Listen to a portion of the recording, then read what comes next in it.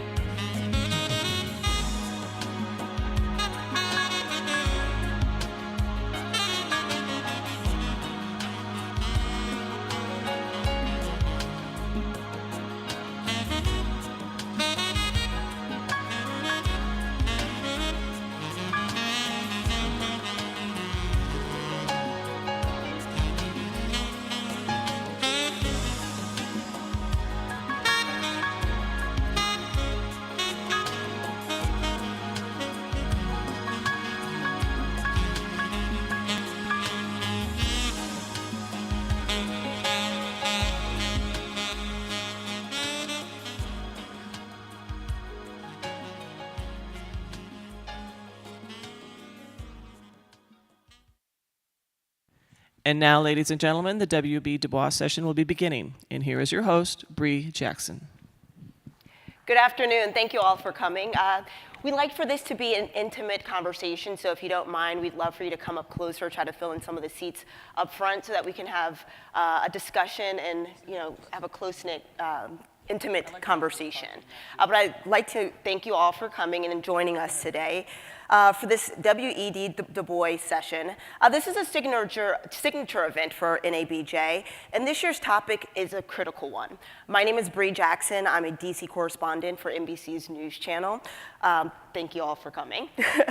So we're going to jump right into this and launch into the discussion on the Supreme Court's reversal of Roe versus Wade. But we're going to go beyond the headlines in order to provide you with information and tools that you can use to cover the next steps in this story and the systemic shift in women's rights and health care not seen in half a century in this country.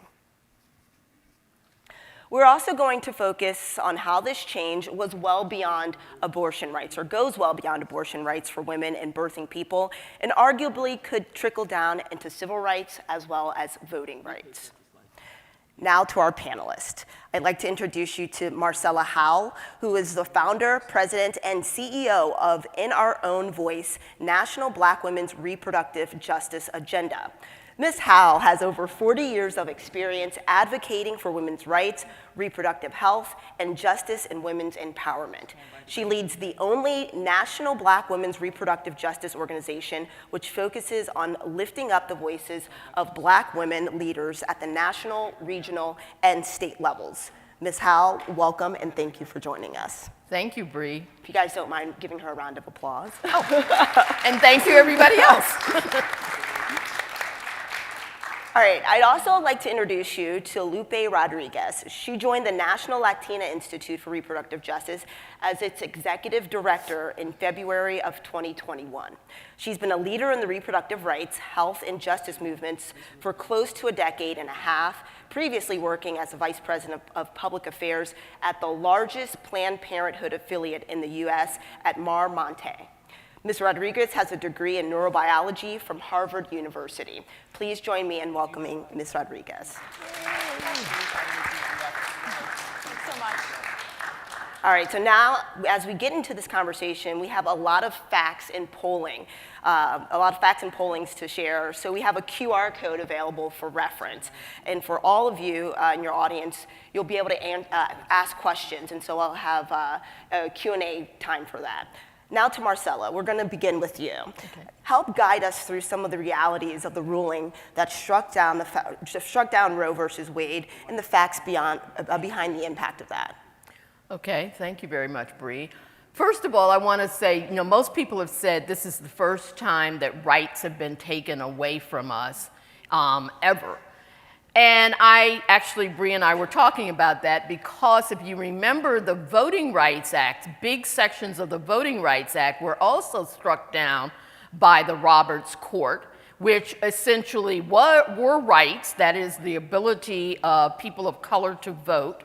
And those rights were, what was taken away was the right of the Department of Justice to influence and to prosecute states and municipalities who violated those rights. That's the part of the Voting Rights Act that Roberts took away. So it's not really the first time the rights have been taken away. However, the overturning of Roe v. Wade had a specific impact that for anyone who has become an adult over the last the last 49 years, this is the first time you now do not have the right to access abortion. It has literally been taken away.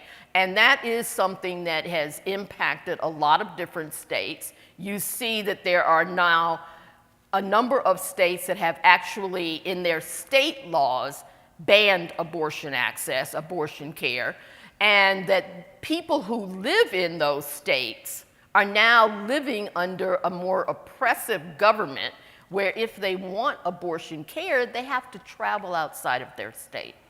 That is the impact of what the Supreme Court did. And they did it without, even a thought. And as we know, the other piece of that is when Alito wrote his opinion, that it has some repercussions that may impact contraceptive access, it may impact in vitro fertilization, it will impact a lot of different things. It's opened the door for overturning marriage equality, a lot of different pieces that came out of that same privacy issue. And so we're not through with this. We can expect this conservative court to do some more damage. And, I don't know if we can go into this a little bit, because this is something that you touched on that, if possible, if you can go into a little bit further. But talk with me about the concerns and the challenges of someone that may now try to go to another state in order to have an abortion now that states are starting to restrict access. Well, first of all, I should say that for women who were of low income, this is not something new. Because 3 years after Roe v. Wade was decided by the court, Congress passed an amendment that said anyone who was getting their health care through Medicaid could not use that health care insurance to cover abortion services. So people who were, poor people basically didn't really have the right that was decided under Roe v. Wade. Instead, they were living as second-class citizens. What this has done, what this decision has done, it's made women and birthing people in those states second-class citizens. And what they have now said is you've got to travel to another state if you want to get these services. And state legislatures are trying to restrict even travel. They're trying to figure out if they can, under the Commerce Clause, change the way you travel, to say that you can't travel out of the state if you're living in a state that bans abortion. Or if you travel out of the state, we can prosecute you when you come back. So there's all these different things that the Justice Department is now looking at to see exactly whether or not some states are overstepping their state boundaries in terms of what is guaranteed under the federal government, which is the right to travel. And Lupe can talk a little bit about what's happening with immigrants in terms of being able to travel as well. Yeah, I mean, I'll add that so much of what Marcella said was already the existing kind of experience for people, low-income folks, people of color in various parts of the country, right? Like Roe versus Wade was really the floor for us and not really the ceiling. What we want was true access, and that's something that we haven't had for a while. And so I'll add that, so many of the barriers that folks are experiencing now were ones that existed before as well. It's just now, there is not like one clinic in a state where before that was the case. Now there's nothing, and folks have to travel many states over to be able to get this care. And what we're seeing is folks needing to find, first of all, the funding. As Marcella mentioned, the federal government through Medicaid does not fund abortion, and so many folks have to come up with the money, first of all, to pay for the care. They have to pay for traveling, so either that's airfare or gas money to get places that they need to get this care. Childcare is also an issue. There's also barriers related to just getting time off, right? Like being able to take time off of work has been a huge challenge for some of the communities that we're working with and we're seeing in this moment. And so there's that. And then I'll just finally, to Marcella's tossing it over about immigrants, specifically right now with immigrant communities, there are questions about an ability to travel that's just related to documentation, right? If you don't have the documentation to be able to get on an airplane or a bus, there's that. And then there's also the problem at some of the border states that we work in, and thinking about Texas specifically. Since Senate Bill 8 passed last year in Texas, which restricted abortions past 6 weeks, we've seen a myriad of issues show up for folks. And we know that in those states and border states, there are internal immigration checkpoints that exist up to 100 miles north of the border, inside the states, and along major thoroughfares that folks need to travel outside of the states. That essentially has made the choice between getting the care you need and the potential of being arrested, being detained, being separated from your family, a choice that some immigrant community members have to make. And these are not just folks who are undocumented, but folks who have mixed status families, right, who don't want to be involved with the Department of Homeland Security and all of that. And so that's another really important and pressing kind of issue that isn't really being lifted up in this moment. So.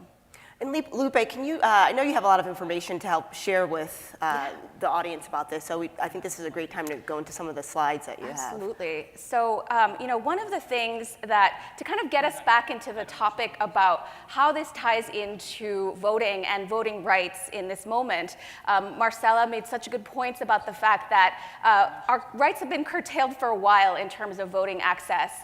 And, but we know in some of the work that we've done and some of the research that we've done recently, and we have a moment, right, coming up in these upcoming elections around movement for folks and how this moment is moving folks to the polls. And so one of the really important things that we wanted to bring up today was about the fact that, bottom line, reproductive rights is a key priority for women of color voters. And I'm going to talk about a few specific highlights of this and then go into some of the more important highlights in a couple of slides. But I wanted to just start by saying saying that bottom line, again, 86% of women of color voters want their politicians to respect a woman's autonomy over her reproductive health. And that was the phrasing of the discussion in the polls that we used that was intended to kind of capture a broader sort of sphere of services beyond abortion. But I think it's important to note that that's a huge majority in the community. And then, 2/3 of them think abortion specifically should be legal in all or most cases. We're talking about all of the communities that we polled. Marcella will talk a little bit more about the poll itself and some of the background of it and who we tested in this poll. But I'll highlight just that in the Latina and Latinx community, there was a 12-point increase in respondents who said that they think abortion should be legal in all or most cases since 2019, which is humongous. We also saw that 8 in 10 women in the poll saw benefits to be able to control their reproductive decisions. So again, a little bit of a broader kind of scope, but a really large majority of people who understand that being able to have access over their reproductive lives is very important to their ability to thrive. And I'll highlight that AAPI women, who were also part of this poll, were the most likely to call up some specific benefits and details around why this is important to them. We also saw that women of color voters in 2020 are supportive of language about women's autonomy over her body and life. And so, we really kind of worked to ensure that we were presenting different options for folks in terms of understanding how they best understand this issue. And so the point here is just that, we know that folks, when spoken about, whether or not they want abortion to remain legal, safe, and accessible, that kind of, what worked best was talking about this in the context of women's autonomy over her body and life. So all of those things are encompassed in that, but really the way that folks responded the best to this, or the way that this came to folks and made them sort of think through it, was if we talked about their autonomy and their ability to make those choices.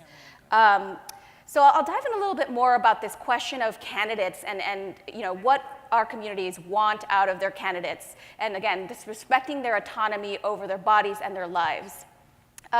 One of the things we wanted to pull out was that Black women are most likely to agree that this is the case. In this poll, Latinas were a little bit more skeptical about this particular area. But overall, again, there was a majority of women who were supportive of the idea, again, that candidates should be responsive to their autonomy over their own bodies and lives. It was really important for us also to note regional differences. And one of the things that was really striking, of course, is that nearly all of the people we polled in the Midwest agreed to that statement and agreed that they would hold their candidates accountable for that. So I think that that's really important. One other thing to pull out is that folks were also talking about we talked to them about how important it is in the scope of other things that you're thinking about when voting. And for many, it was extremely important to vote for candidates who support women in making their own decisions about their reproductive health. And you'll see the sort of breakdown in the different charts that we have amongst the different communities that were part of this poll. As you can see, the 86% is an aggregate of all women of color that we spoke with. 92% of Black women, notably, were again, supportive of this and supportive of the fact that they will ask their candidates to vote for bodily autonomy. Latinas around 80% and AAPI women at 85%. So again, a really large proportion. And again, pulling out the Latina and Latinx community that we work with at Latina Institute, a really big increase from 2019. So I think that's important to note. And then I want to pull out one more thing here. In this question of the agreement around whether abortion should be legal in all or most cases, I actually just misspoke, that the Latinx community grew the most in this particular point since 2019. So this is really important because it sort of speaks to the fact that folks specifically, right, like when we were talking before, the phrasing and the ideas encompass more than just abortion. But this, when we pulled out specifically about abortion, there was still a majority of women of color who felt like this abortion should be legal in all or most cases. And overall, so I pulled out, the Latina and Latinx community members were 12% increase, but overall we saw a 14-point increase since 2019 throughout the entire group of folks that we were polling. And then, just a couple of the other breakdowns, 2 in 3 women of color think pregnant people should be able to access abortion in all or most cases. So again, that's that. And then there's a further breakdown, as you can see, in, what the different breakdowns. So we tested folks, or we asked folks in different categories: all cases, most cases, cases, with exceptions of rape, abuse, or health risk, and then never. And as you can see, the numbers show that there's a large proportion of people who want abortion to remain legal and accessible, and a very small minority who never want it to be legal. So I think that this is a really powerful statement moving forward about what we see in the community in terms of this issue, and again, in terms of the larger issue of bodily autonomy.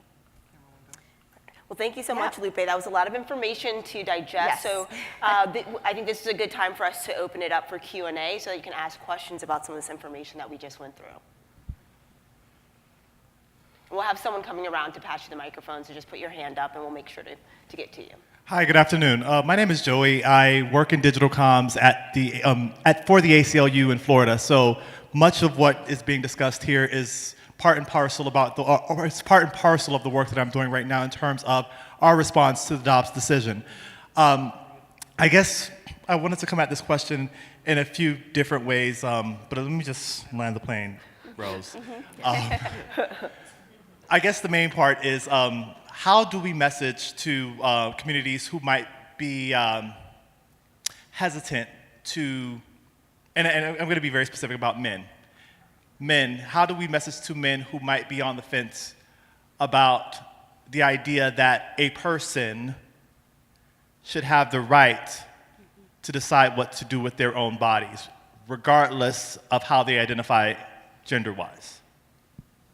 That's a great question. I can jump in and just say, that while this data is specific toward people identifying as women, much of the work that we've done at Latina Institute in terms of organizing, so we do a lot of base organizing in South Florida, in Texas, and Virginia, New York, has really centered around the idea about connecting this to opportunity and connecting, bodily autonomy, again, using that phrasing, to opportunity in terms of education, in terms of financial and socioeconomic outcomes, and really moving from that perspective. We've also, had some, and this is anecdotal, so, but I'll share anyway because I think some of these stories are really important, that there's a lot of, and particularly with our Texas folks, there's a lot of things around don't mess with me kind of language, don't tread on me even, that kind of and I hate to co-opt language that I think has been used for a lot of things that are not necessarily aligned with some of the work that we do, but there is a little bit of that sort of independence kind of language that seems to resonate, especially with folks in the community that we've worked with who identify as men. So those are some things I'd offer that we've seen. I just wanted to add one thing on the gender identity. The reality is that we have, in most organizations that do reproductive justice work, have been talking about women and pregnant people, birthing people. That is, we are doing, inclusively of those who identify as women or who have reproductive organs that allow them, who are now see themselves as trans men, but who have reproductive organs that allow them to get pregnant. So that inclusiveness is part of this. I'm not sure what men you've been talking to, but they need to get their act straight. And the reality is that we're living in a society now where people can get pregnant who may not identify as being women any longer. And that we have to just accept that reality. I know that Fox News has been on a rant about this, about the fact, and they even mentioned in our own voice in one of their rants. I love it when Tucker Carlson mentions us.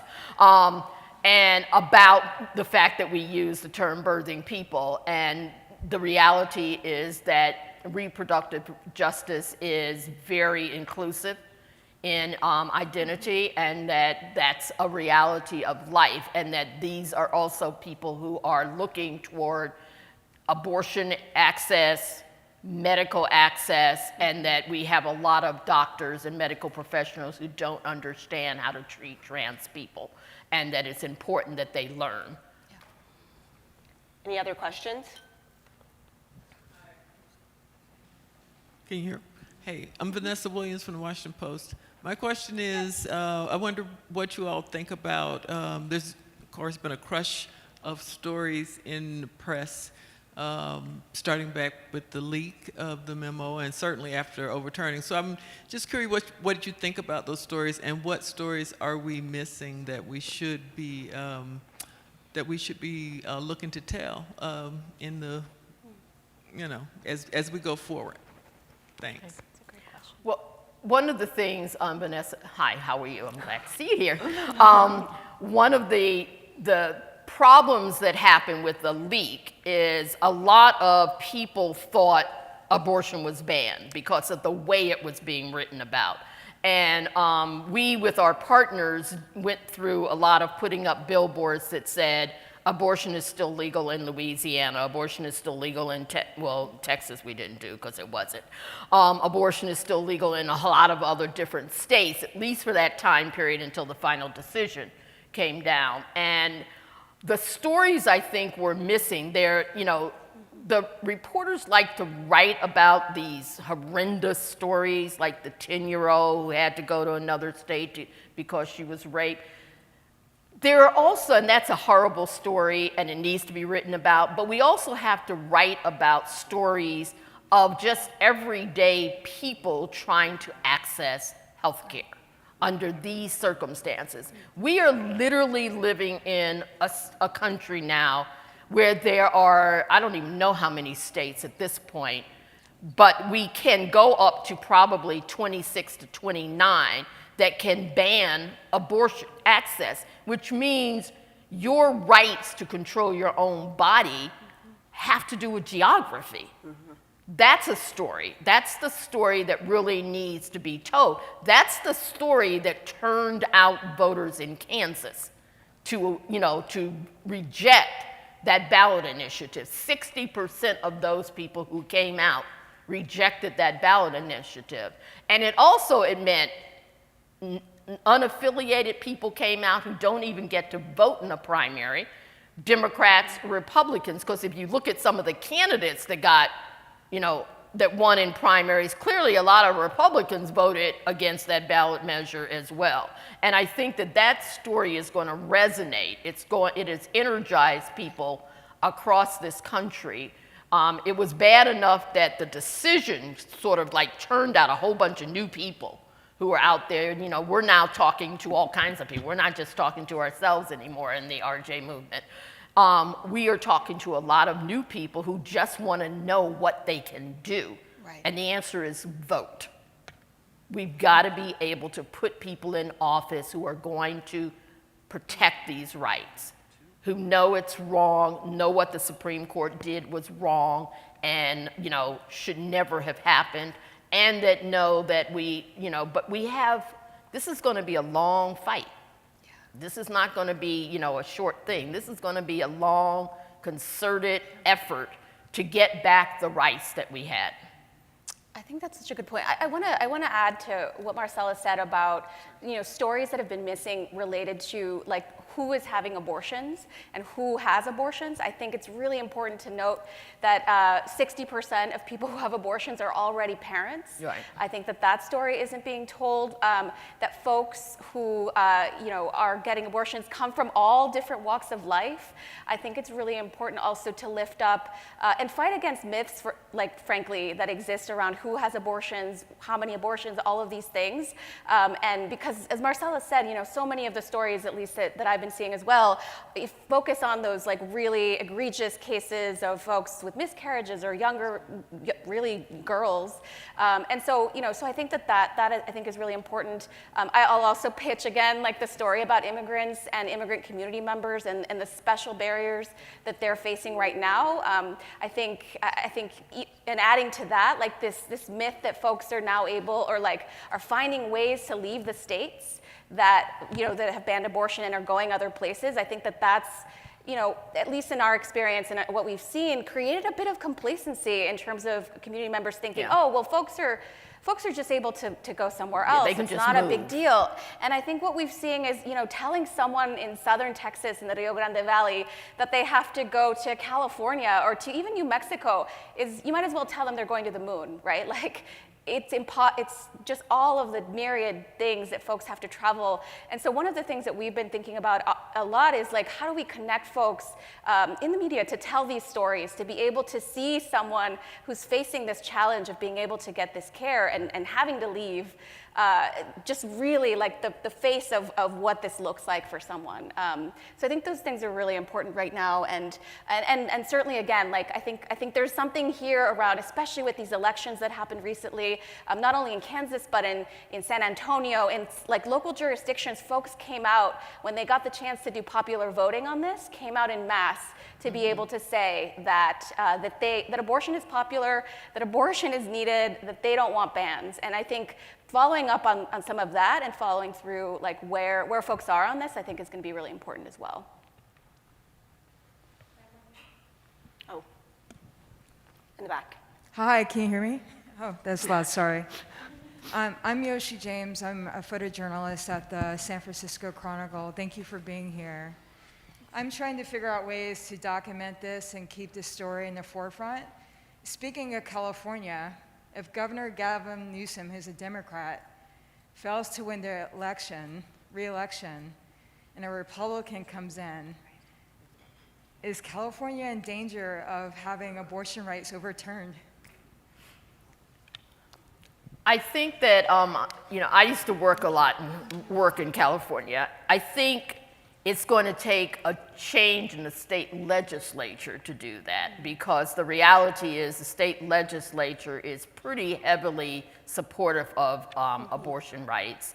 And I know that there's an action to actually reinforce the Constitution at this point on a ballot initiative. So that's a ballot initiative that a lot of us are going to weigh in on again, to make sure that's a proactive ballot initiative, to make sure that actually passes. And that's the other piece that's happening. That's the other thing that a story, that across the country, there are a number of states that are doing proactive ballot initiatives to reinforce abortion rights in their constitutions.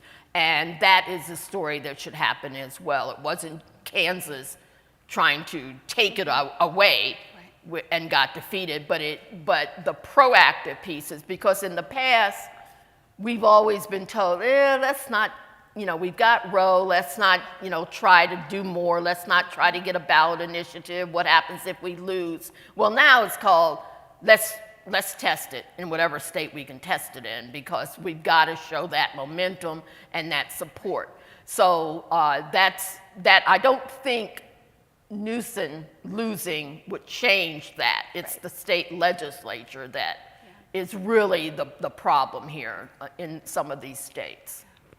Can I just And add it's something? California. I know, I was going to add something because I'm from California and worked with Marmonte Planned Parenthood at the state legislature in California. And Marcella's exactly right. Like, the state legislature is majority progressive and majority pro-reproductive rights. However, I do think, some of the things that are happening right now in California are to expand access because of the expectant influx of folks that are frankly already coming to California to get care. And so, what could happen, of course, if Governor Newsom loses the re-election, would be that, that kind of appropriation, so any budgetary changes that have been put into effect right now to be able to expand access, to be able to create more health centers, more providers in the state to, account for the influx, that could be curtailed. Certainly any other progressive legislation that's moving through the legislature right now. I mean, I know they're trying to get a lot of stuff done this legislative session, but yeah, I mean, if there's anything else that needs to happen in the coming, that would obviously be curtailed. But Marcella's right, there's a ballot initiative. It's Proposition 1 that's on the ballot in November to reinforce the state's constitutional protections. I think, were there questions? Hello. Hi. My name is Paige. So my question is, it was mentioned about like how reproductive care can be very feminized. And so in our reporting, what are some ways that we can help bridge the divide for LGBTQ people and like represent those stories as well? Well, I think one is to use the terms about pregnant people, birthing people in your stories to actually talk about that. And to do some stories about people who identify as trans, who are carrying children and stuff, and building families and what that means. And I think that that's really one of the things that we have started doing is when we see stories like that on social media, we just basically put #ThisIsRJ, that it really is reproductive justice, and we should be looking at that and sort of being more inclusive. That's really important, but I think that's one of those stories that could be followed up on and could be used just to show where people are in this country in supportive of this right. And it's really critical that we do that because we have to keep building on the momentum to get people to understand how important what the court did was, how much it's being rejected. Can I just pitch also that, like, We Testify is an organization that has spokespeople that come from, various backgrounds, folks who identify as trans, who are sharing their reproductive rights and abortion stories. And so a really good, if folks, want to talk to folks who are out there telling their abortion stories, We Testify is a really great organization to contact to get those connections. Yeah. Were there more questions? Hi, my name's Randy. I was curious if, as far as homeless people that can also become pregnant, what do you guys propose that they do, because they don't necessarily have access to information the same way that other people do? There are different organizations at the state level that do work with homeless people, provide them with information about access. That's a difficult question because it's a broader question than just abortion rights. It's a question about access, period, in terms of health care. And so it really does, there are organizations that provide health care for homeless people and for homeless youth, but it really is that broader question that they usually are working on. Yeah. Oh. Just quickly that, exactly that. I think there's like some organizations that are looking at the broad picture, but one other thing in terms of like storytelling around this is like what effect these bans have had on closures of health centers altogether, because that's where a lot of folks have gotten first, entry into any kind of healthcare. Right. Immigrants, folks who are unhoused, other folks who don't have other healthcare homes, and so the impact of that is also something that I think is being felt on the ground, and there's entry points there. I think some of the abortion funds that exist across the country are also doing a lot of work to try to connect those dots for folks who are unhoused and don't have other resources. But yeah, it's a huge challenge. These have been great questions so far. I want you to continue to hold on to those questions. We will get some more questions moving forward, but we want to take some time to really delve into this conversation from your perspective. You have decades of experience in this reproductive justice. In your young 21 years, you have decades of experience. But Marcella, what are some big takeaways that you have when it comes to this discussion? Well, I think there are a number of them. One is the reaction to the decision that I think even conservative Republicans were surprised at, was the overwhelming reaction. And it's interesting because between when the leak of the memo came out and the actual decision came down, all of the reproductive health rights and justice groups were meeting saying, what should we do on the decision day? Should we go to the Supreme Court? Should we do these different things? And they all decided, well, probably not, because we kind of did that when the leak came out, and we know who the reporters are. We can just call them all up. On decision day, the groups, I don't know how many of you watched TV and saw all of these people who turned out at the Supreme Court. That was all spontaneous. It was just people coming out of their homes and sending texts to their friends and saying, I'm out here, get out here, bring a sign. It was not all that organized, and it was massive. Now, the other side actually was there too, but they were outnumbered. They were kind of massive too, but they really were outnumbered. And then it was not until about 5 that all of the organizations showed up as well. It was sort of like, oh my God, look at all these people out here. Maybe we really should be out there. And so everybody showed up. But it was a spontaneous thing, and it was happening all across the country. It was people at state capitals. It was people at healthcare clinics. People were shocked. They really, even though the leak memo was out there and it was clear what they were going to do, there was this hope, this little niggling of hope that people had that they really wouldn't do it. No, these justices are not that stupid. They won't really do that. Well, apparently they are, and they did. And so that whole spontaneous action, we were getting calls about what to do, where should we go, and everybody, all groups that are doing advocacy of this are getting those calls. And so there's a lot of things to do. There's stuff that people can do in contacting their members of Congress, because there are bills being introduced.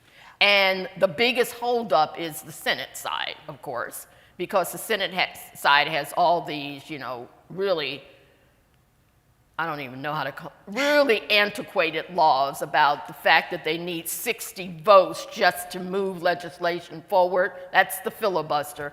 And, we've been trying to get rid of that, and we've been trying to get, leadership on that. And we finally got the president to come out and say, maybe we should get rid of the filibuster, or at least carve out an exception to it for, now we tried to get him, along with some other voting rights people, to do it for voting rights. We haven't gotten him that far. But he did say for abortion rights, for reproductive freedom and stuff, and actually used the word he finally said abortion. Yeah. Which has been another little fight, because, Joe Biden is very Catholic, and he doesn't like to use the word abortion, and he finally had to say it. Yeah.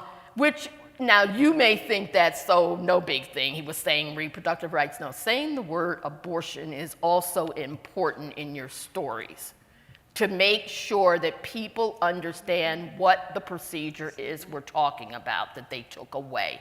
Just put the word in the stories. And that's important as well, because what it is it destigmatizes the word abortion out in our community across the country. People want to fight for abortion rights and abortion access. And so in order to do that, we need to just use the word for what the procedure really is. And we talk about self-managed abortions as well, the fact that people can manage their own abortion using a medication abortion at home, and they can do that as well. We need to talk about all these different ways, medical or surgical abortion, but also medication abortion, that these are, this may be the future in this country. And we need to basically make sure people get comfortable with it. People who are of reproductive age get comfortable with it, understand what it means, and how to access medications that they need in order to have an abortion. All of that is the next step here. It's not just a question of moving people to different states. It's also a question of making sure people have full information and access to manage their own bodies at home if they have to. And that's what's also important. So there's that piece, and I, in all honesty, Bree, forgot what your question was. Well, you were actually taking us through slides. We just haven't gotten to the slides yet. Okay. Yeah, but no, there are a couple more slides we want to show you. This is a question about a pregnant person should be able to manage abortion with dignity. And we ask people that question in in the poll. And again, it was 8 in 10 women of color voters basically agree that pregnant people should be able to have an abortion without fear of arrest or investigation. Now, keep in mind, this poll was done before the leak. And reproductive justice folks sometimes anticipate where we're going. And we anticipated there were going to be problems once Amy Coney Barrett got on the Supreme Court. And so we asked this question about people being able to access abortion care without fear of arrest or investigation. And that was a really important question. 80% across the board said that. We asked another question, which is what the pie charts are. When someone decides to end a pregnancy, whether they go to a provider or manage their own abortion, they should be able to do so with dignity and without fear of arrest. That's the question. 83% said, in aggregate, said yes. And you see the numbers, 86% of black women, 78% of Latinas. There is in that part the issue of undocumented people who still have that fear about what they can and cannot do. And then 84% of AAPI women said, yes, they agreed to that. And we wanted to actually talk about the issue of how you talk about abortion rights. Very often in a poll, the question is asked, keep abortion safe, legal, and accessible. And we asked that question in our poll, and 84% said yes. Then we asked the question the way reproductive justice advocates talk about this. Ensure that women have complete authority to make decisions about their bodies and their lives. And if you notice the difference, 92% said that was extremely important. So the differences in there is an 8% difference. But then when you break it down by race, when we asked the question about keeping abortion safe and legal, 48% of black voters that we asked this of said, yes, that was extremely important. When we asked the question about making decisions about their bodies and their lives, which is the question about bodily autonomy and being in control of your own body, that jumped up to 69%. And it did that across every racial group that we did in. Latinas, in terms of safe, legal, and accessible, were at 44.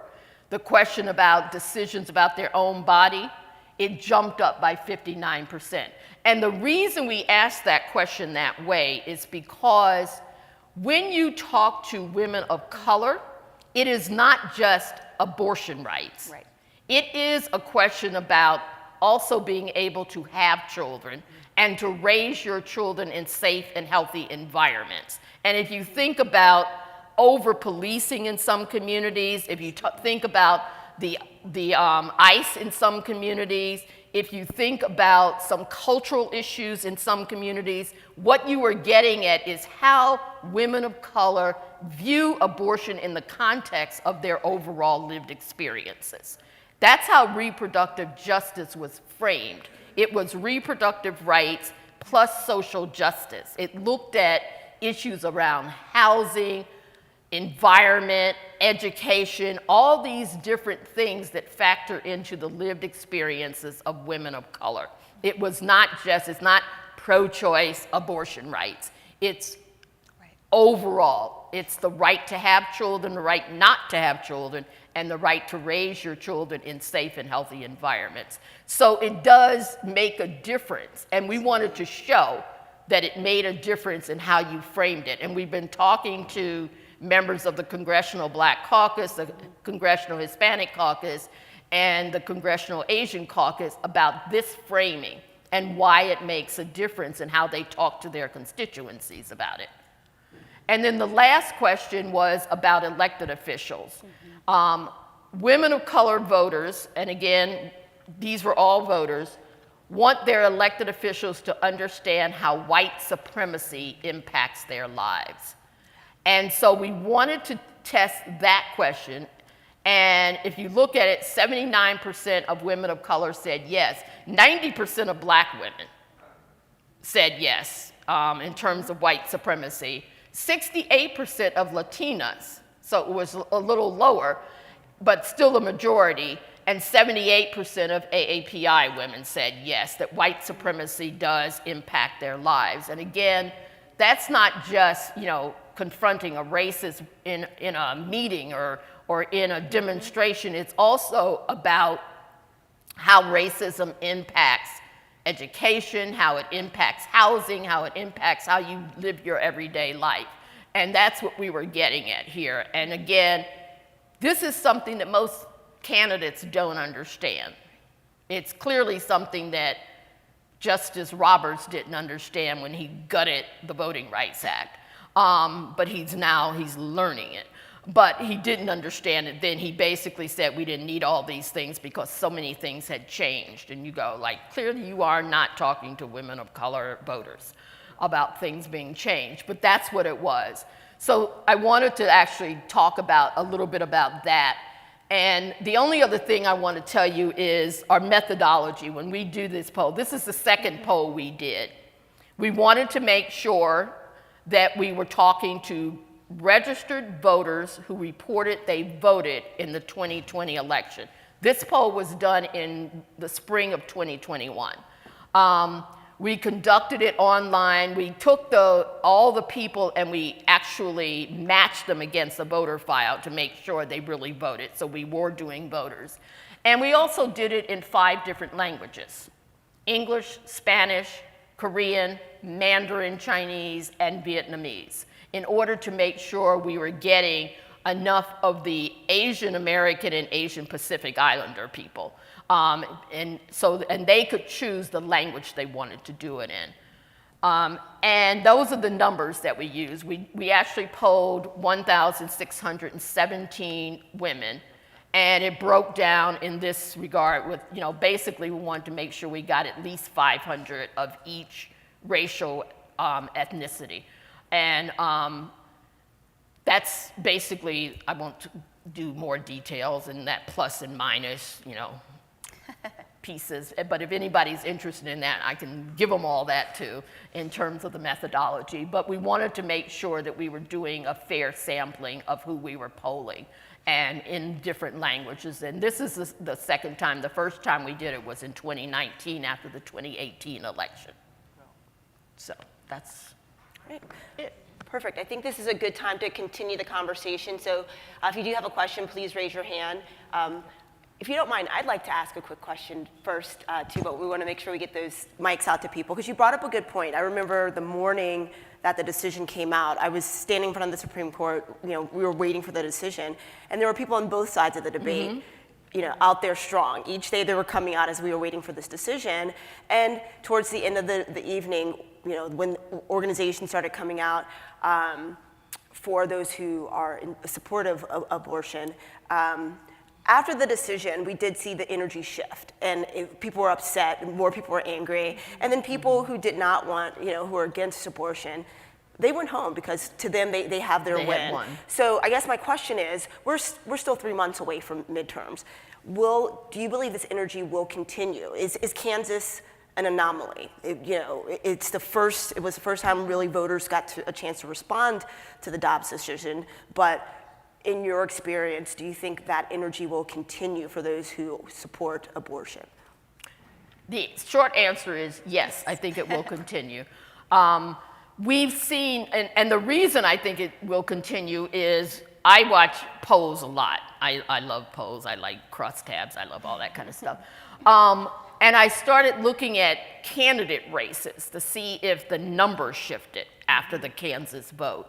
And there's a lot of races where people were neck and neck, in different states for the US Senate, for the governor's races, and they all of a sudden started to shift, and people who were very supportive of abortion rights went ahead. I look at Georgia, Ohio, Pennsylvania, Florida, and those are the sort of the bellwether states because they have both governor races and US Senate races. And the numbers shifted. There were some places where they were sort of neck and neck, and all of a sudden the people who supported abortion rights jumped ahead. In Pennsylvania, the person who's running for the US Senate is now ahead of Dr. Oz, the doctor doctor who's running, by double digits, just jumped up like that. They were neck and neck. So I think that people are now saying, oh, this is more important than I thought it was. This is really important. I've got to make sure I come out and vote. The number of people who are now saying they are going to come out and vote in midterm elections has also jumped up. The number of registrations have gone up. I think that the people who wanted Roe overturned thought they won that victory and it was going to resonate through the midterm election. And they were in for a surprise after Kansas. Kansas really was a major victory. And people like all over were going, this is great. We won in this race and we never expected that. And so now it's starting to resonate to states to do more. It's resonating to the White House to do more. Unfortunately, it's resonating with members of Congress as well, who are just throwing every bill they can find, into the mix. And we have to now say to them, maybe not this one. Maybe this is not a good idea. Because the reality is, whatever the House of Representatives passes is going to be blocked on the Senate side. And that's the big problem we have. There are bills that should get past the Senate that aren't going to be. And that's why, the election, midterm election is really important, because the U.S. Senate, control of the U.S. Senate is basically on the ballot. Yeah. Can I add to that about, that not only did Kansas happen, but at the same time, in the last couple of weeks, we've had elections in local jurisdictions. So there was a San Antonio measure. There's been in different parts of the country where you would think, right, that there is where restrictions are happening. And so I think that that's another data point. We don't have the full sort of profile of data from Kansas to see kind of what the breakdowns were, but we know based on that election, based on a lot of different other ones, like in San Antonio, in lots of different cities across the country, the predominating what we're seeing in predominating force is that folks are voting to protect abortion rights, that they're against bans, that they want to proceed with stopping any further bans. And I think one of the things that we're also thinking about, and well, frankly, I think our data shows that, but I also know that there's a lot of energy right now around the connections between this and other types of things that are on the ballot. And so I think that we're seeing a trend toward folks knowing that November is important, and again, in terms of some of the organizing that we're doing on the ground, and I think that that's another reason why we feel strongly that this energy will carry on to the elections in November. All right. You guys provided a lot of great information, a lot of data, a lot of information about the polling. So we want to remind people in the audience that there is a QR code that you can use to get that information, some of the information that was shared here today. We'll head to the questions now. Yes, thank you. I wanted to ask if the Harris poll data is available, if you have age distribution on that data set. Yes. So you have it by, so is that something yes. I could go to your website and I can learn? I don't think the age distribution is on there because that's in the crosstabs. I don't know. Do you know, Racine? We can make sure you get it. Yeah, we can get it to you. So what would I need to do? Contact her. Okay. And the other question, I'm curious about your statement about using the word abortion. While I understand it intellectually, to destigmatize it, I really do understand that. Everything else you presented speaks to positioning it in the context of body autonomy and the rights over my own body. So is it variable depending on the audience, or are you saying that you really do want it to be abortion and not the bigger conversation or statements around bodily autonomy? Well, I sort of got both messages out. Yeah, it's a little bit of both. When I say use the word abortion, I'm talking about reporters using the word abortion in their articles and stuff. When you're talking about the idea of bodily autonomy is sort of a values message, when you're talking to a constituency that specifically related to members of Congress when they're talking about this. But abortion rights has always been out there, and there's been a stigma connected to it. I mean, it's why a lot of elected officials wouldn't use the term. They would come up with, you know, pro-choice, I'm pro-choice, and pro-choice didn't resonate with the black women who sat at a conference and created reproductive justice in the first place. And so it is, and now there's reproductive freedom. We go, okay, if you're going to talk about abortion rights and access, say abortion rights and access. The issue about bodily autonomy is bigger than that. It is also about the right to have a child. Because keep in mind, when a lot of white women's organizations were fighting for abortion rights, black and brown women were fighting for the right not to be sterilized. That's what was going on at state levels. They were fighting for the right to have a child. And then there was the welfare system that kept wanting to take children away from black and brown parents because they didn't understand, or they said they didn't understand, how you could have that many children and take care of them. Well, you know, I was raised in a household with 7 children, and we pretty much were good. We didn't need anybody to come by and say, are you getting enough to eat? You know, give me a break. And so that's the part of reproductive justice. It says the right to raise your children in healthy and safe environments. So it also relates to over-policing. It relates to the talk you have with your children as they grow up, and that talk is, you know, younger and younger. Those kind of things. It has a lot to do with this idea of bodily autonomy means I have the right to make decisions that are best for me and my family. And so that's what that is about. But if you're talking about this service, this healthcare service, you talk about abortion because that's what it is. Can I add too that I think it's specifically like if you mean abortion in what you're writing, using other terms like reproductive health or reproductive freedom or like reproductive health really is not helpful, right? Like folks do folks do want to hear abortion when you're talking about abortion specifically. I think again it's the sort of like then broader conversation is in that this is an important piece of the context of bodily autonomy, which extends to other things. Right. So I think that hopefully that's a helpful distinction as well. Hi, thank you for being here. I have 2 questions. The first being, so the polls were 2019 and 2021. I'm wondering how you expect or speculate these numbers to change, if there will be a future poll, either this year or 2023.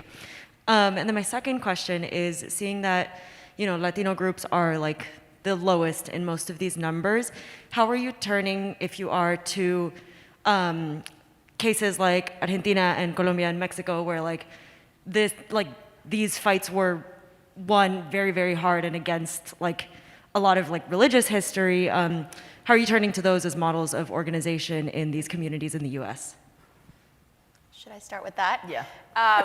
That's a great question. You know, one of the things that is very important for like some of the organizing that's happening with the Latino and Latinx community is in tying back to the Marea Verdes or the Green Wave, which is part of like the movement that is happening in Latin America and now really grown across the world, but started in Latin America, Argentina, and Mexico. And so absolutely there's that connection. I think frankly, like one of the things that I think is a myth in the community and in reporting and in the world around the Latino and Latinx community is this idea that we are against abortion access or against reproductive health care in general. I think poll after poll and data for many years coming has shown that at the very least around 60 to 70% of the community supports access to abortion and even if they wouldn't have one themselves for whatever reason, like support people in being able to have access and want it to be legal. So I think that that's really important. And again, while this data is from 2021, we do believe that there's like a consistent trend here, and that any future information or any future information that we have, we don't feel that there's going to be a substantive change. I think one thing that has been talked about a lot is sort of the rise of the the conservative Latino. And while I know that there are some trends in terms of the data from like past elections around the Latino community, it still predominantly is a community that is working that is showing up in progressive voting, and so I think that it's not a sort of self-fulfilling thing, but I do think that there is something to the conversation around that sort of emphasizes that isn't super helpful in terms of providing a really clear picture about the actual reality that's happening, right? There might be a bit of a trend, but it's not absolutely by no means the majority of the community, and I think that that's important. And certainly on the issue of abortion, there has been a really consistent majority of Latino and Latinx community members who are supportive of abortion. So I think that there's that. And then again, in terms of the organizing that's happening in different parts of the country, there is a focus on, and in response, frankly, to what happened in 2020 with the Latino and Latinx community, around this question of bodily autonomy, around connections to opportunity, around connections to, as Marcela said, things that people experience in their lives every day that are, frankly, more important to them when they're going out to vote than just abortion. And I think the way that we're making those connections and a lot of the organizing that's happening, I think is yielding connections to coming out to vote in support of that I think are really important. And then there was another question about, do you want to add anything about the data and future trends? We likely will, after the 2020 election, do another one in 2023. We're trying to do these polls in order to really see where things are moving and what things are impacting. Like, for instance, when we did the first poll, we were surprised that we asked, what were the top 3 issues? And Black, Latina, and API voters all said as one of their top 3, ensuring that people had clean water. And we all went, okay, that wasn't even on our radar. And what it said was we were missing an opportunity to join environmental justice in the work that we were doing. And as it turns out, it's really important. And since then we've done a whole poll just on Black women and men voters, and the issue of clean water is a big, big issue. The issue of heat is another big issue, because in a lot of Black communities, it's several degrees hotter than it would be in suburban communities because of the lack of trees. And it impacts Black maternal health quite a bit. And so we've been working with groups that work on Black maternal health and heat index on some stuff, and there's a report on it as well. So we missed that when we were just doing it until it popped up in that poll. And then, believe it or not, we did a poll on the Supreme Court. I think it was Gorsuch or Kavanaugh? Yeah. It was Kavanaugh, wasn't it? The most recent, Yeah, I think it was Kavanaugh, when Kavanaugh was up for it. And we did a poll of women of color on that and said, what are one of the things that you would like the Supreme Court to do? And they talked about clean water. And we're going the Supreme Court doesn't actually, but actually they do when you think about climate and stuff. So that came up there too. So again, it was, okay, clearly we missed that and we need to address that much clearer. So yeah, we do that just to see some of the trends that we, may pop up that we're missing in our work. Hi, that's fine. I have 2 questions. So one is that, If you don't mind, can you use some? it doesn't work. Oh, now it works. Yes, it does. Okay. Okay, great. As an intern in a newsroom, we all got emails, following the decision about keeping our opinions private and monitoring social media, things like that. When presented with the task of representing both sides in national newsrooms, how are we to navigate these things? Well, of course, it's important to say the facts and present the story, but it can be challenging when that can be kind of the first thing someone says you know, when reviewing your work or like an audience, you know, an audience members. I'm Right. not sure if that's a question, but. Well, it's sometimes challenging for us to read that they're both sides, because one side says you have the right to, you know, as a human being, to control your body and your decisions, and then the other side says, no, we get to tell you what to do.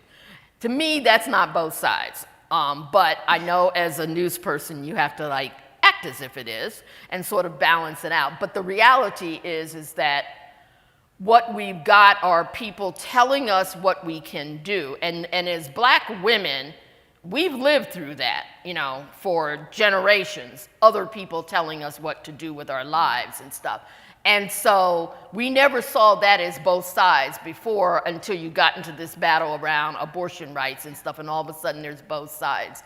And one side says, politicians can tell us what to do, and the other side says, no, a person and their doctor makes those decisions, not a politician. And or a judge for that matter. Yeah.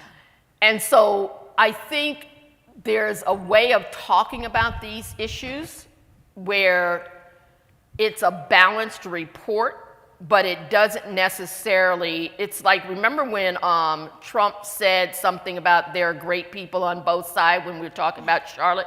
Yeah, no, that wasn't true either. I mean, there are good people on both sides, they just think they're in control, and we think they're not.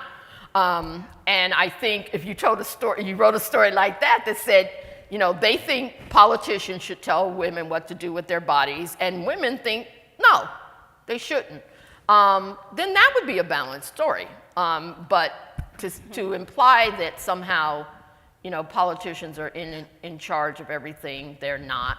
And that's one of the reasons, and can I segue from that to voting rights? One of the reasons that reproductive justice and voting rights is so linked is because if the people who are passing these abortion bans are also the legislators who are passing these voting rights restrictions. They are also the ones who are passing restrictions on books, on what can be taught in American history. They are based, and they are passing restrictions on gender identity and how people who identify as trans get to live their lives. Those are all attacks on human rights in this country. And they should all be linked together in terms of why. So if you want to write a story on human rights, those are all your links right there. Yeah. Can I add to that? I think that's such a brilliant point because, you know, one of the things that we've been thinking a lot about is like, you know, it's emerging right now with Kansas and with other places where we've seen the popular vote actually reflect the fact that people want abortion to be legal and are fighting against these bans. You know, one of the things that we know is that like in terms of like gerrymandering, in terms of like the kinds of control that has been put into place because of, you know, not having the Voting Rights Act and sort of the erosion of our voting rights, like if you look at like the way that like the anti-reproductive rights, anti-abortion side is able to pass these things, right? It's not because of a popular vote. It's because of a controlled democracy. And so I think that that's a really important thing to look at. Like when you're looking at these districts, right, and who's getting into office, like does that actually represent the popular vote on the ground and like the registration and what we're seeing.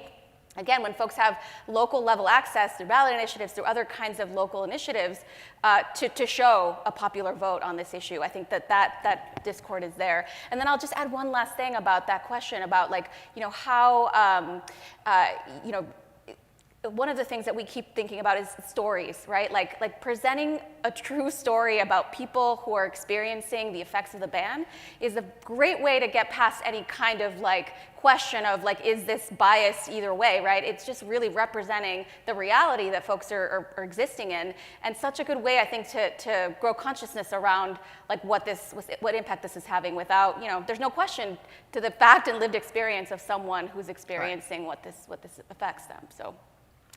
In the green? Yes, hi, my name is Jasmine, and I wanted to segue a bit off of what you were both saying, but also go back to something else that was mentioned earlier in the conversation. On the overarching topic of reproductive rights and connecting that to just human rights even, I was wondering if you could speak to what you are seeing or what you think will emerge and how what we're seeing with abortion access will affect other forms of bodily autonomy when it comes to other forms of health care that people are not having access to because certain clinics were closed, but also offered other services. But beyond that, the concerns of having autonomy to be able to move across state lines without concerns, for instance, or how that's going to affect potentially marriage equality, et cetera. I know that we've been talking a lot about how there's these intersections. So I was wondering if you could speak a little bit to what's emerging, what is pertinent maybe at this point in time. Thank you. Well, I think that I'm going to give you just an anecdote. Walgreens decided that they would tell their clerks that they could make decisions about what to sell people, and their pharmacists could make decisions about what prescriptions to fill. So a woman goes into a Walgreens to buy condoms, and the clerk decides, no, it was Walgreens. And the clerk decides not to sell them condoms because it's against his religion. Then she said she tried to get, I think she tried to get her birth control filled, and the pharmacist wouldn't fill it. And so then she decided to buy condoms, and the clerk wouldn't sell them. So essentially, she's there and says, well, this doesn't make any sense. I can't do either of these things. And she was acting completely responsible. She was going to get her birth control pills because, she should have them. And then she couldn't buy condoms either because he just decided she shouldn't have them. Another thing that has happened is there are certain pills, methotrexate is a drug that can be used for abortions. It is usually used for people with lupus or rheumatoid arthritis. And someone tried to get their pill refilled, and they were told they had to get a certain code from their doctor that would show they were getting it filled for their arthritis medication, not because they were going to use it for an abortion. Now, the woman was well past the age of being able to give birth, but that didn't matter. They basically just told her that. So those are the kind of ripple effects that we have going on. Not to mention the fact that Justice Thomas said he saw this decision as impacting contraceptives, impacting marriage equality. He didn't say it was going to impact interracial marriage, because then it would impact his. So he left that one out in his concurring opinion. But he did say it would impact these other things. And people have, looked at it and said, well, the way this is written, he's basically saying abortion was never in the Constitution, so it shouldn't be decided by the court. It's a legislative issue. So that's, but there are a lot of things that aren't in the Constitution that, according to Alito, should never be decided by the court. There's a problem with that. So there can be these ripple effects, and then other people are just deciding to make these decisions on their own because of the position they're in a store. Yeah. And those are the kind of ripple effects that we don't necessarily hear about, other than people are putting it up on social media and say, yeah, I walked in, I couldn't get this because of this.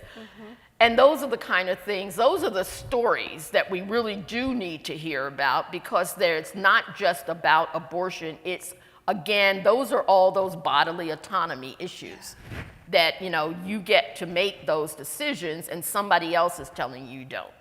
Yeah. All right. I think we have to, Just wanted to add on that, and it's been tried before to this point about conscious clauses. I think that's part of the term of art in terms of the kind of policy that can be enacted. If you'll recall, under under Trump, 45, there were conscience clauses that were put into effect so that providers could deny people access to care, pharmacists could deny people birth control, folks could just flat out deny people services that they came to their place of work to seek, and they were not able to be, reprimanded or held to account for that. So this is actually something that, not just in terms of isolated incidents, right, can be actually enacted into policy across the country. So definitely a slippery slope there. And then one thing that was mentioned that wasn't mentioned was about like birth control. There is already kind of a push by many in the state legislatures to go against the morning after pill, right? There's a long-standing myth around that being an abortifacient. So there's just a lot of that kind of slippery slope stuff that's happening, and so it's not just about abortion. I think that that's another really important thing to note, that this is about the entirety of bodily autonomy, and it'll go with everything else that is, that we've had in terms of privacy and rights in this country. All right, I think we have time for one more question. Was there?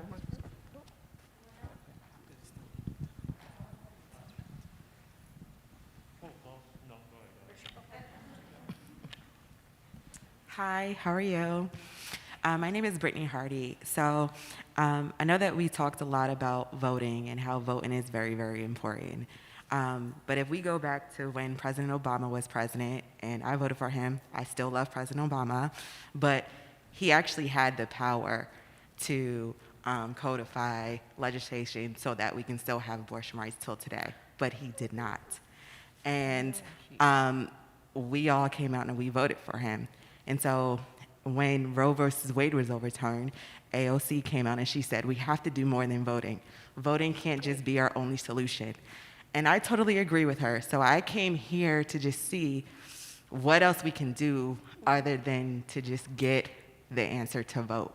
Because we did that. We showed up. We did vote. And what else can we do? That's such a good point. And I think part of what we're saying is voting is like the least we can do, right? It is harm reduction. It is like the least we can do to ensure that we maintain a floor. But absolutely, I think like so much of the work that we've been doing, that both of our organizations have been doing on the ground is really organizing and like envisioning a future where we change these power structures. Like these things have not served us. I think the point that, made earlier about like when there's a popular vote on this, like folks will show out. It's about addressing all of the sort of systemic things that we know exist that are keeping folks from being able to actually have representation that is adequate, that actually gives us what we need in our communities. So totally like with you on that. I think we both agree that like so much more than voting is necessary. And in this moment, we're thinking about organizing, like really deep organizing, kind of going back to the roots of all of this. Like how do we hold the folks that we even get into power accountable? Because that's often something that we're not able to do, as you mentioned, right? And so there's that. We're really kind of envisioning, longer term strategies, like at the local level. So again, where we can get in and have like some more popular votes to change some of the structures there. We're thinking about how even like mobilization on the ground, like mass mobilizations. I think to the point earlier about the Marea Verde, the Green Wave, like so much of what happened in Latin America and other parts of the world was like based on mass mobilizations, strikes, other kinds of like things that are arresting like the kind of society, the capitalistic like operations that we have going on. And so I think all of those things are on the table absolutely in this moment. Like how do we bring this system that we're operating in to its needs to be able to allow us to actually hold it to account to represent us. So definitely voting I think is the floor and not the ceiling for sure. Now, I'm going to disagree with her on this one, and I'll tell you why. It's not about just voting in certain elections. One of the things, we have a program called I Am a Voter that is about not just, what happens is we all turn out in presidential elections. We're starting to turn out in midterm elections. The elections we don't turn out in are the local ones and the state legislative ones. The local ones that change city councils and mayors. The ones that basically put people into office the first time who we decide we trust, and then we test them on that. We test what they do in those local offices.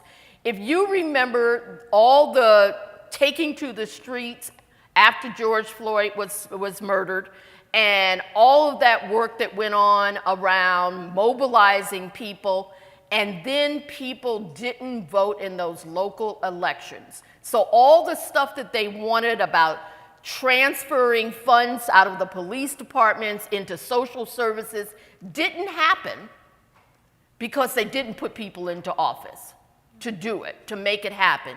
So I actually do believe that voting is a critical component. Well, I think it's, but organizing for what is the question. If you're going to organize people on the ground, you've got to give them an end goal. And it means identifying people who you believe should be in elected office, who you trust, who have your same values, and putting them in office. It means then holding them accountable for what they do in office, and if they don't live up to what they promise, unelecting them and putting somebody else in power. Now, the reality is, when you mentioned Obama, and I love Obama, actually I love Michelle Obama, but that's okay. She's married to him, so I love him too. But the reality is, he didn't have the Senate numbers to change a lot of that stuff. We're in that same position. Remember, there's those antiquated things called filibuster, and until we get rid of that, which was a racist concept that was designed to keep the civil rights movement from gaining votes and getting things done. That needs to be eliminated, and we're finally getting enough people. We actually got the reproductive rights movement to join us in merging reproductive rights and voting rights together and telling people in Congress that they should be supporting changing the filibuster because of both of those things, not just one. That was a hard fight. That was a 3-year fight with these organizations, but they're there. But it doesn't change. Yes, we need to organize on the ground, but we need to organize them to move things, to move structures, and some of that you can do by voting, and some of it you can do by how you organize communities to basically make decisions about how their community is going to run and how they're going to take care of each other. It used to be, when I was growing up, she did say I was kind of old here, and when I was growing up, there were neighbors who took care of, those 6 sisters and brothers I had when my parents were at work. And we could rely on them. That doesn't quite exist as much anymore. There are some smaller communities where that still happens, but that's something that, you have your friends, that you hang with, and you can trust those buddies that are going to look, protect your back and stuff. But it's not the same thing in communities as much as anymore. And yeah, there is that thing. But I actually believe if you register to vote, you're a voter all the time. And you hold those elected officials accountable. That's how you get them to do what you want them to do. I think that's a good way to end it. Hold those election. I forgot.